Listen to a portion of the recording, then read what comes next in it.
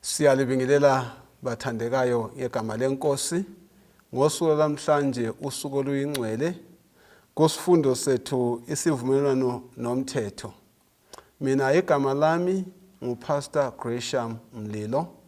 Ngizanika ithuba omunye engilayo ubona laye aziveze lamhlanje. Salibonani izihlobo balaleli ngegama likaJesu Kristu siyabonga ngesabatha elihle lapho uThixo avume khona ukuthi sifunde isifundo njalo okhulumayo umfundisi Miladube. Saba lethuba lokuthandaza asicimezeni isikhuleke. Baba wethu osezulwini siyabonga ukuba nasibe lamathuba nje sisaphila lapho Nkosi ovumayo ukuthi sike sihlale phansi ukhulume lathi ngelizwi lakho leBhayibheli. Usebenzisa abantu umoya engcwele othume kithi ubana uchasise indaba ezijulileyo zezulu. Silokho esiphakathi kwezivumelwano zakho sinye ngeseCalvary uchasisa ngendlela ebanzi.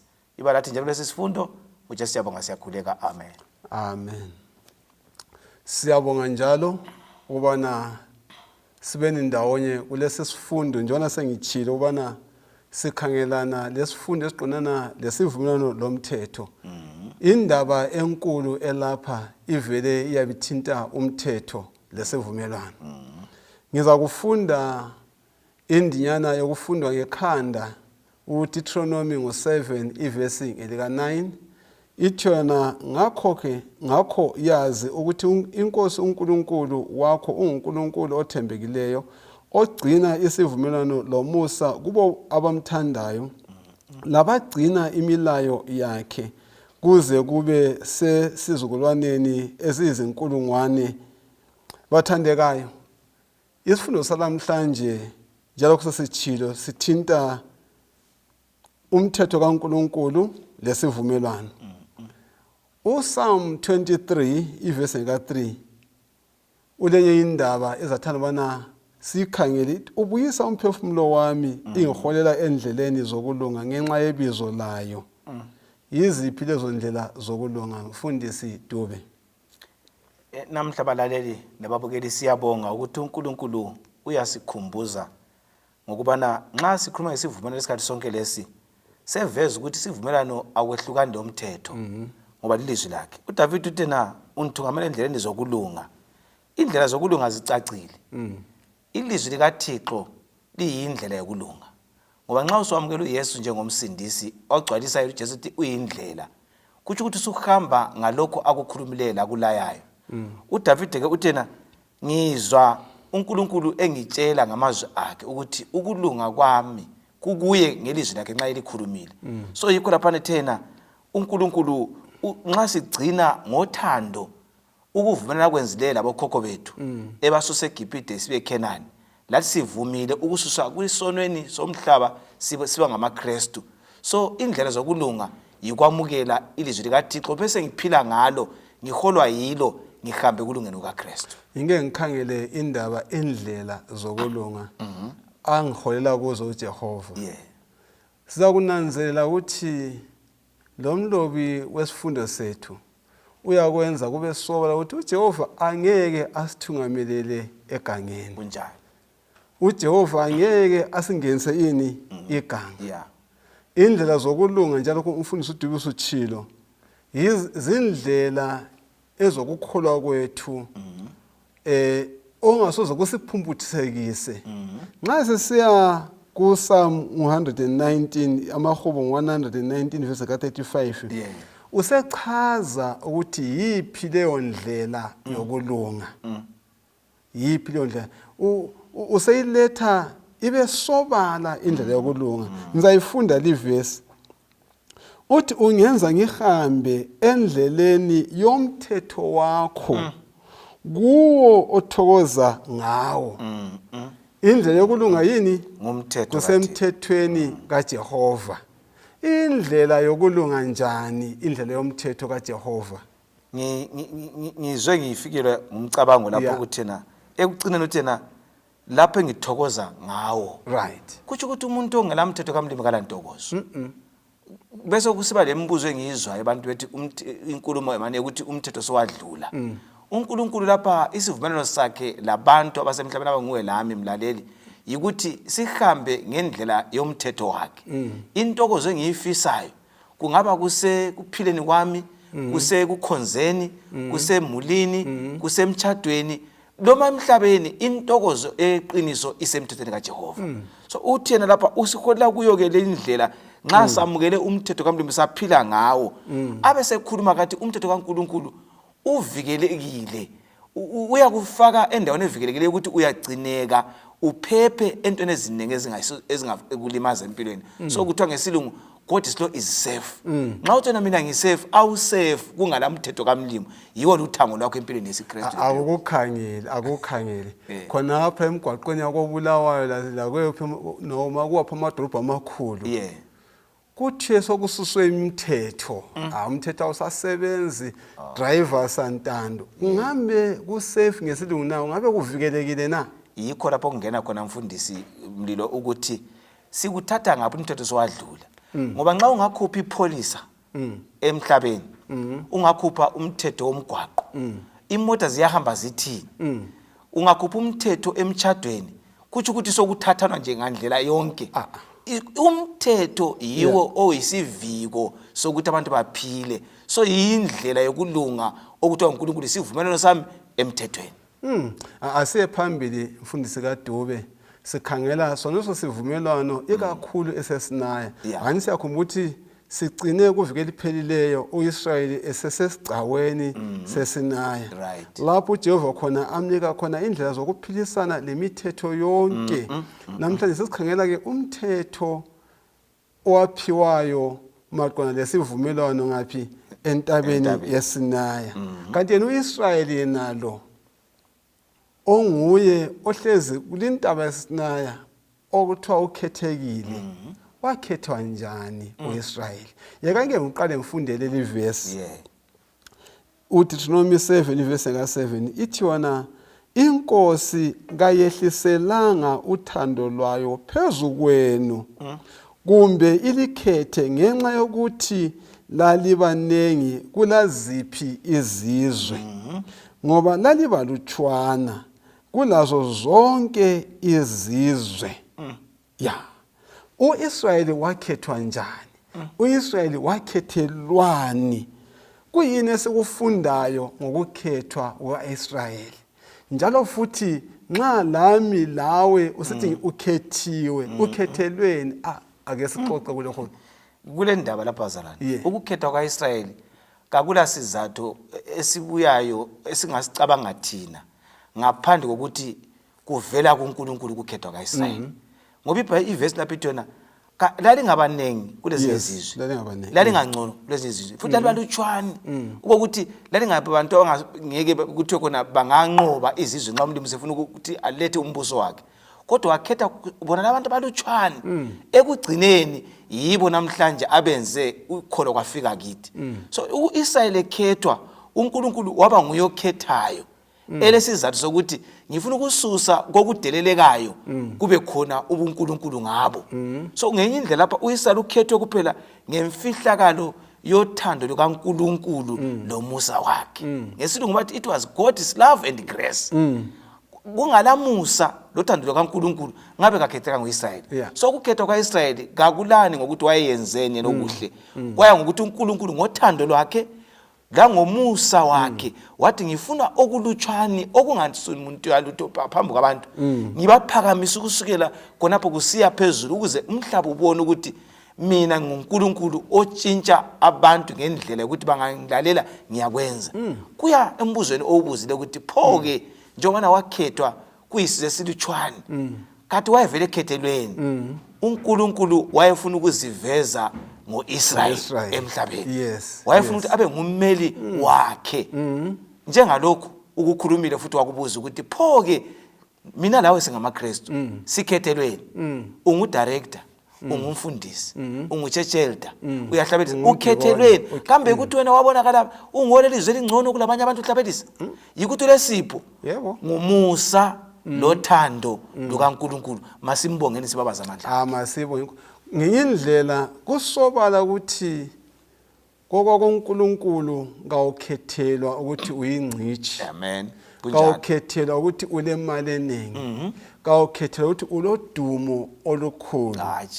yokuhawukelwa nje Sihawu, uJehova Yeah. ethi lo mntwana lo ngingamsebenzisa Yeah. njengalokho uIsrayeli wakhethwa esikufundayo sifunda sithi uJehova unothando labantu bonke ulomusa labantu bonke ya uEksodus 19 verse ka6 ithi njalo liza kuba ngumbuso wabapristi lesizwe esinjani esingcwele kimi utshela uIsrayeli nalo uthi uzaba ngumbuso kanjani wabapristi nxa uthiwa ngumbuso wabapristi akulambuso kungela nkosi nxa ungumbuso wabapristi uthi usesikhosini enjalo engaqedakala uIsrayeli enjalo engasonto yalutho ubizwa ukuthi senjani usesikhosini ngibonani into enhle kakhulu esivezela ubana kasikhethwa ngokuthi silani kodwa kuqhakathekileyo yilokhu duba kuchilo Amen. uthi sikhethele ubana senzeni sengikhethiwe umelanga ngimbuluze uthi sengikhethiwe Kunjalo. kumele ngikwazi ukuthi ngikhethele ukumveza uJehova Khonapho kulomcabango ofikayo lapha Yes. ukuthi okaHebrews 2 lapha verse 9. right Ekugcineni ukhuluma ukuthi uKristu wafela wonke umuntu. Kulabantu abathi mina ngisafuna ukukhonza ngoba kusanginceda ngani vele uNkulunkulu sele number yakhe enye khulunywa ukuthi 144,000 angothi bayinto ayithatha ngapi uNkulunkulu wafela wonke umuntu nxa esithi ukhethile ukuvuma kwakho isiphambano Yeah. uwamukela uYesu njengomsindisi usukhethiwe ngoba yena wendlalile umusa wakhe Yes. bese usithi othatha umusa lo yikukhethwa kwakho ngoba wamukele umusa okhethayo Yeah. akula muntu okuthiwa selahliwe khathesi bazalwane Yeah. akula muntu okuthiwa akakhethwanga thina esikhonzayo singazibona singcono kulabantu abasebhawa labo bangafinyela lilizwi bazamkhetha uJesu ngomusa so ungambona siwamukela uJesu njengomsindisi kubambisise usazi ukuthi akulanto yenzile uzube ungomkhonzayo ngumusa kaThixo lo ngale ungasolo khonzayo wathi Nkosi ngizwela lami sihlanganye ekugcineni singabantwana bakaThixo ngabantwana bakaNkulunkulu Yeah. ngithi ngihle ngifithizele ivesi lakho lelo libalileyo uHebrews 2 verse ka9 yeah ithi kodwa siyambona uJesu owenziwa waba phansi kancinyane kunezingilosi ngenxa yenhlupheko yokufa etheswe umqhele wobukhosi lodumo ukuze ngomusa kaNkulunkulu azwele wonke ukufa lapho kule ndaba akuzwe lokho kufenza njani enza kuzwa lami siyabonga ukubana sizwe ngendaba eqhakatheka ngabana uNkulunkulu kusikhethe hathi ngoba siqhakathekile ufuna ubana ngifunde futhi lenye ivesi lapha uIsaya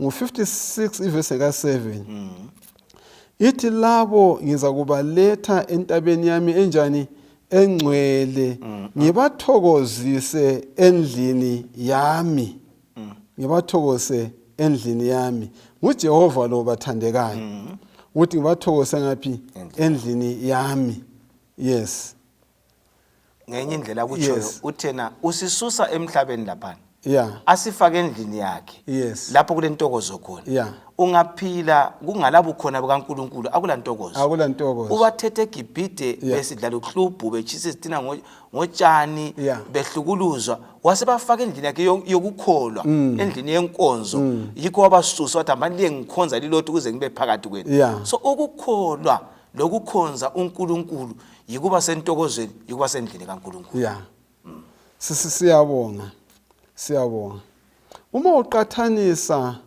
lo Israyeli wendulo thina njengebandla simi njani sizwisisani ngobizo lwethu kuyini okumele sikwenze mbani lokho sesike sakuphendula sakuthinta yeah engakutsho ukuthi Yeah. uIsrayeli wayeyisandla sikaNkulunkulu sokuletha usindiso emhlabeni namhlanje amaKristu nxa sibiziwe sakhethwa uNkulunkulu kasibizelwa ukuzohlala sixabane ebandleni siyisandla sokuhambiswa kwevangeli umhlaba ubone usindiso so asivumeni kuba imoto uyivehicle imoto engasetshenziswa uNkulunkulu ukuthi ihambise uthumo lolu Right. abaningi bangene kuyo uJesu asihlangabeze siye yeah yeah kuhle ubona iba yethi lisho ukuthi njani sonke sibotshelwe intambo enjani efanayo eyodwa intambo enjani esibopheleyo uDitERONOMI 4 verse ka13 ithi yamemezela kini isivumelwano sayo eyalilaya ukuthi lisenze imilayo elithumi njalo yayibhala ezibhebheni zamatshe ezimbili ya sifundane lapha dube kuyaleli verse lodwa sangayiphambili intambo ebopheleyo lapha sifunda ngokuthi uNkulunkulu thena nginika isivumelwano nganginika isibopho esokubudlelwano bami lani ngoba wayesenza isivumelwano sokuthi ngisuka lani eGibhite siya eKhenani njengokuthembisa okhokho benu so philani ngalindlela so sifunda ukuthi umthetho nalelithumi umhlaba oda usasebenzi uJesu uyawuqinisa lapha uthena ngilinika isivumelwano ngalinika lemithetho elithumi kusivumelwano ukuthi amazwi ami umthetho elithumi kuyisibopho samazwi wonke aseBhayibhelini kuGenesis 1 usiya kuSambulo 22 imithetho elithumi yiyo eyindikimba eyenza konke ukukhola lokukhonza komuntu kubambeke ngamazwi kaThixo awehlukanisi isivumelwano lomthetho kaNkuluNkulu ngoba kundawonye ngenye indlela isivumelwano lomthetho kaNkuluNkulu kuyinto yinye kutsho ukukholwa kutsho usindiso kutsho ubudlelwano kaNkuluNkulu labantu bakhe uyiletha kuhle kutsho kunjani ubudlelwano kaNkuluNkulu labantu okwakhuluma thena umtshado uyakuma yazonke kulenjani kulomthetho umthetho uletha kunjani ubudlelwano umthetho uletha ukuthi ngazi imngcele yami ukuthi ngizahamba ngekhawula la ngeke ngathi ngibala lunye ugwalo olukhuluma ngokukhuliswa kwabantwana ngasenanzela ukuthi umama thize wayehlele umntwana edlala umntwana lo ayeseyabamba eyimpahla kanti kwakuyimpahla kababa wathi mntanami lokhu ngabambi ukuthi ngokababa wayengowesilungu ukuthi daddy umntwana daddy wasebuyele emuva engathiya libala asonde lapha na ukuthi athi hayi ngokababa abuyele emuva ngasenanze ukuthi yena kwakuyisikolo sokuqala sokutshengisa umntwana ukuthi kuzo zonke izinto kulemngcele kunjani ngenza konke engikwenzayo kodwa kulemngcele umuntu angahambe engafundanga ukuthi kulemngcele uzahambe sefuna ukuyathathela abantu ezikhwameni zabo yabantshontshela ke so ubudlelwano buletha ubudlelwano obuhlambulukileyo umtshado uyaphila ngoba kulomthetho phakathi komtshado siyakubongela lokho yes uma sifunda sithola ukuthi manje singaphansi komusa kambe lokhu kungatsho ukuthi sibeke eceleni umthetho na siqinise isivumelwano somusa na andiyazi ukuthi abaningi bathana hayi alright ke umthetho kawusekho singaphansi kanjani komusa walomthetho sinona lethu ubudlelwano kawusekho kodwa ngicabanga ukuthi ngangcono uqayisele lapho ukuthi kanti nalowo umthetho sibona ubudlelwano bani loNkulunkulu usiyangena endaweni yomusa nale ukuthi singaphansi komthetho asekho ngaphansi komthetho singaphansi komusa siyehlukanisa siyithini indaba engxenye kuyisolala kwenhlanhla ukuzwisisa ukuthi umusa kawudilizi umthetho la sibi sempilo esikuyo kungaba lomusa kahulumende omthungameli athi ngomusa la ngamandla engwanikwa ngumthetho welizwe ngikhulula abantu ejele ukuthi kabaphume ngesikhathi esinje kakuthi ukuthi nxa uphuma lapha na kusela mthetho phandle lapho yakhona uyawufica umthetho wokubophila ungena lokusebenza umusa luzwelo lokuthi khululeka kulokhu kubopheka kodwa usukhululekile funda ukulalela so ngenye indlela uNkulunkulu enika imithetho elithumi wayesithi kwabantwana bakaIsrayeli lakithi ngilikhuphile eGibhite liye eKhenani kule budlelwano kumele sibuphile sendleleni sihamba lo budlelwano lizancediswa ngamazwi lawa ukubazi ukuthi ibudlelwano obunje ngenye indlela kuluthango lokulibikiyela ukuze lingaphumi endleleni yokuphila sindawonye ngoba phambili idlana uAmos 3 verse 3 uthi ababili abahambi ndawonye bengazwanana so umusa yindlela ukuthi sizwanane lo Thixo esamhlamukelayo wasizwela wasilanda kakula mthetho wadlula balaleli lababukeli uNkulunkulu ulokho efanizwe namhla la kusasa ngoba amazwi akhe wonke kuGenesis usiyafika kuSambulo angamazwi angumthetho imithetho elithumi kuyindikimba yomthetho wonke lapho uThixo aqinisa khona ubudlelwano bakhe labantu ukuthi ngiphila ngalindlela lani uma lingilalela ngalindlela lizakufika eKenani engilithembisileyo thina siye eKenani nasezulwini so umthetho kaNkuluNkulu yiwo zasenza ukuthi sibe lobudlelwano bakhe siyefika lapho esalayo khona sifike ngenxa yesiphambano. Siyabonga. Ngikuzwa sengani uthi wena ungaze ube umngane wami. Ubudlelwano bami lawe buyaqiniswa ngumthetho. Kunjani? Ungaze ube lo musa kanganani lami ungizwele kodwa ke ukuzwela kwami lo musa wakho akuthathi kubana ngazi umngcele wempilo yami. Yes. Kumele ngazi umngcele kanjani wempilo yami. Njalo emthadweni ungephula isivumelwano emthadweni umthado ngeke wema. Awumi. Dasi ngaphasi wangizwela wasengithatha wambona ngiyintandane wangizwela. Kumele kube lokuqiniswa kanjani ngomthetho angithi. Yes. Umthetho uqinisa ini obudlelwano. Kunjani? Ubenza ubudlelwano bucace buqine ngokumangalisayo. Siyakubongela lokho. Umthetho phakathi kwesivumelwano kuyini esikufumana khona? Umthetho nxa uphakathi kwesivumelwano sifumana ukuthi uNkulunkulu wenza isivumelwano ekhuluma ngokuthi amazwi ami la uzatshela uIsrael nxa eqalisa. Uthi amazwi ami ngenye indlela konke ngikukhuluma ngamazwi ami abe seqalisa ukuthi ungabi labanye useqalisa umthetho. So ngenye indlela umthetho kaNkulunkulu kuyikho okuqondisa ukuphila kwethu esiKristwini esisamukeleyo kumbe enkolweni esikuyo. Amazwi wonke uThixo akhulumileyo usewaqinisa ngalawa athi lokhu lingakwenzi lokhu lingakwenzi kwenza kube lobudlelwano bami lani obuqinileyo. Uzafika ukuthi phakathi komthetho la kule imine eyakuqala ithi nguwe lo Nkulunkulu.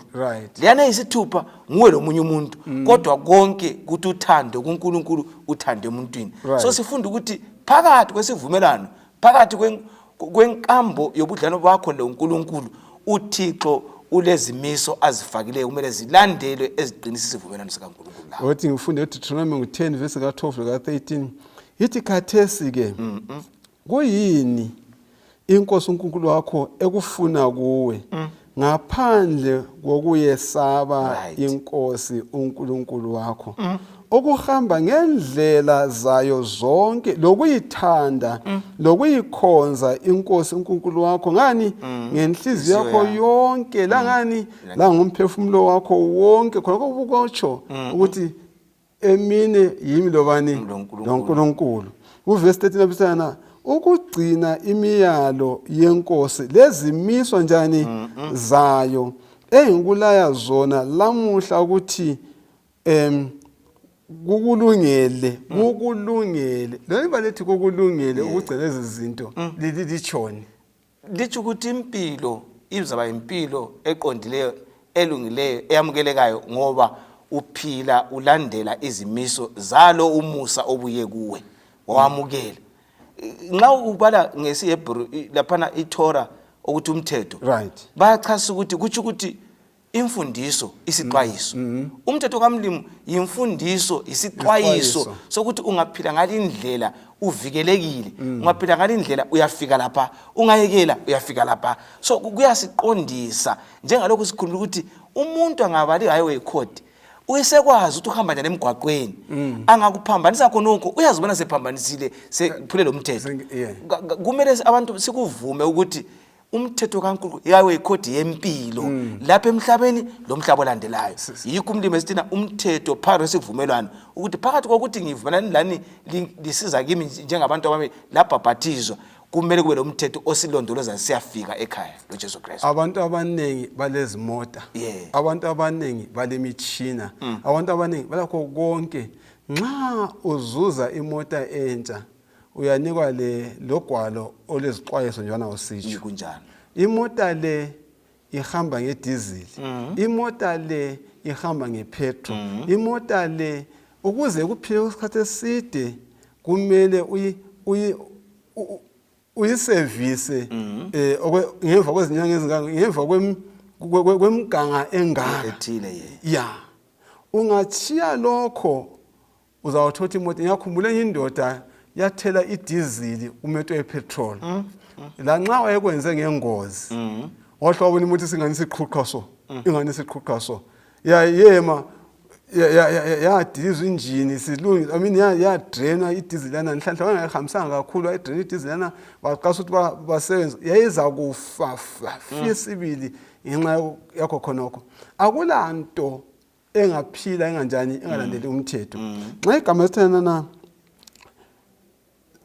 ukuthi lokhu kukulungele kungilungele ngicina imota yami nxa lema instructions anjani ayimota kanti kungilungele futhi ngalo wangidalayo uJehova sikhumba ukuthi imota uyatsho ukuthi is made in Japan are made from heaven ngosule creation so lo nkulunkulu wangidalayo wanginika ama instructions umele njani ngiwalandele angithi ngiwalandele Uchoni umlobi wesihlabelo uma esithi ukuthokoza kusemthethweni wenkosi ngizidla ngawo ubusuku kanjani nemini uchoni akho nokho intokozo sike sabetha uthani ngifake futhi ngenye indlela ukubana umuntu edalwa nguNkulunkulu isidalwa sikaThixo umhlaba wasusigubuzela ngesono isono silobuhlungu obuthile obuhlangana labantu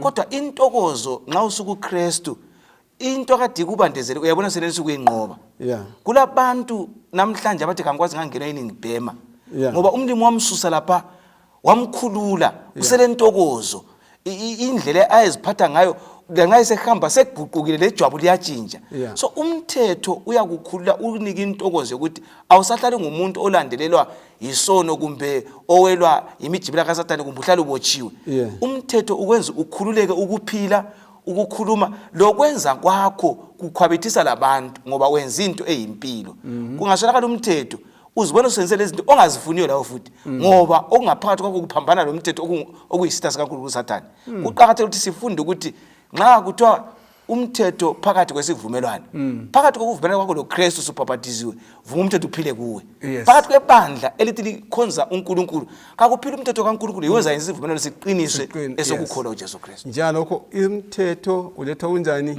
obudlelwano umthetho kaNkulunkulu kawuguquki kawuguquki ake mfunde uJames uJakobe 1 verse ka7 ithi sonke isipho esihle laso sonke isipho esipheleleyo sivela phezulu sehla sivela kuyise wezibane okungekho kuye ukuguquka kumbe isithunzi saphakade uMalaki 3:6 awuthana ngoba ngiyinkosi kanginjani kangiphenduki ngakho lina madodana kaJakobe kalinjani kaliqedwa amavesi la asikhumbuzane asifundisa ukuthi uNkulunkulu onjani angazi balaleli nababukeli ukuthi sure nxa singasuka lapha siqhubeke sithi na kule amavesi adlula eBhayibhelini kumbe kule umthetho adlulayo lapho uJakobe obhalayo ubhala kwiNew Testament yalesi ithandayo uthi uNkulunkulu kaguquki uqale kuMalaki wathi kaguquki ngoba uNkulunkulu izolo